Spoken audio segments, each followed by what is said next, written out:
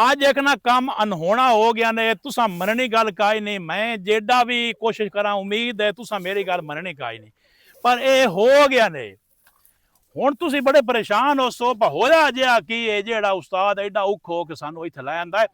आ विखावे ना मेरा पुत्तर पर आ तोरिया वड्या पे अगे एक वीडियो में चाड़ी भी है तोरिया दे, पर मशीन विखावी ये आओ मशीन लगी खोती है ते चलनी बहरहाल होने होने ते मेरा लाया ये जेड़ा तोरिया वड्या ना मेरे को जी 8 किले तोरिया इन्ना आ जेड़े छुआर तुहानू दिसदे पे इन्ना दो दियां वड छड्या। ये एडा काम नहीं, काम असल इस तो अगां स्टार्ट होंदा पिया, काम स्टार्ट होंदा पिया। मुसीबत इस नूं पै गया मैनू हुण पता लगा ये सारे मिरासियां दे बाल है ना रोले वाली गल। बेशक पुछ कौन है भैया ते एडी मुसीबत आई कठड़े हो ना भाई, एडी मुसीबत क्यों मेरा पुत्र पैवा दे मिरासियां वास्ते ते जेड़े है आ पैर दे के टुरना है ये बहुत औखा काम है। तो तुसां इहदे विचों वाड़ के ते कितने किले गाय खड़ोते हो? जी अल्हम्दुलिल्लाह तकरीबन 17 तो 18 किले सिगा लिया ते बाकी वड्या भी है जी ते अगे गाना भी है जी।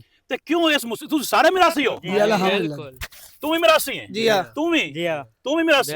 ते एडी मुसीबत क्यों पे बदे हो की वजह की है? मुसीबत कोई नहीं जी, बाकी गल है जी जिम्मेदार जेड़ा ना ओ सानू मेहनत जेड़ी ना मतलब जितनी हुंदी मेहनत जितनी पाई जाती है अपना कमी नो ओ नहीं मिलती, लिहाजा असी अपनी मेहनत अपने हत्थां नाल खुद करके। नहीं मेरा पुत्र है ना, तुसीं भी गल्लां दा खटिया खांदे हो, मिरासी भी, तो मैं भी गल्लां दा खटिया खाना ते एडा औखा काम तुसीं मिरासियां क्यों सोचा असीं मजदूरियां करिए ते क्यारे रुड़िए तो तुहाडा काम तां हाथ जोड़े दुआ दित्ती तो अपना टोपा मान लिया तो साइड ते हो गया।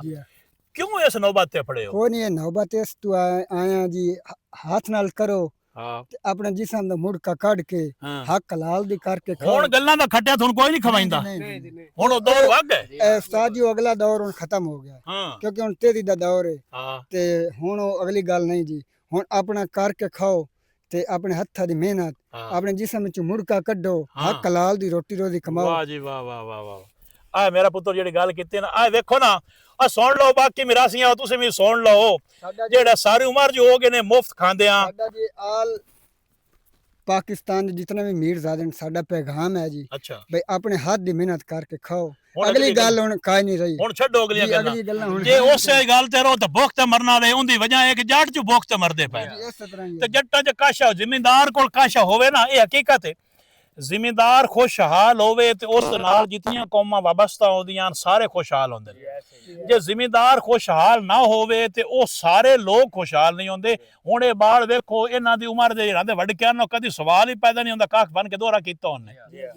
गल्लां दा खटिया खाना है अपना मीर पीर दा काम ही होंदा है कि ओ जिस बूहे ते वग जावे उस दी अगले बंदे दी ना करान दी तो गुंजाइश ही नहीं।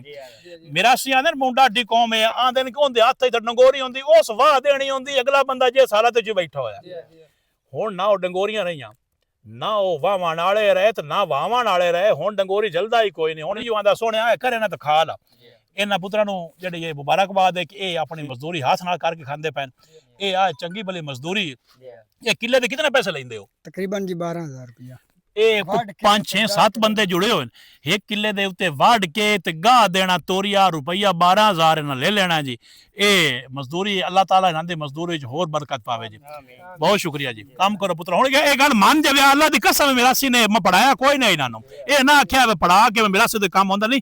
मैं इन्हां अगे छुआरां नूं आख्या गल मेरी मननी किसे नहीं इन्हां आख्या जे तुसीं उस्ताद जी साडी गल करवाओ असीं जेड़ा ना मन्ने तोड़ घर वागी सां कश लै भी उसां तो 10 भी उसां। बहुत शुक्रिया जी।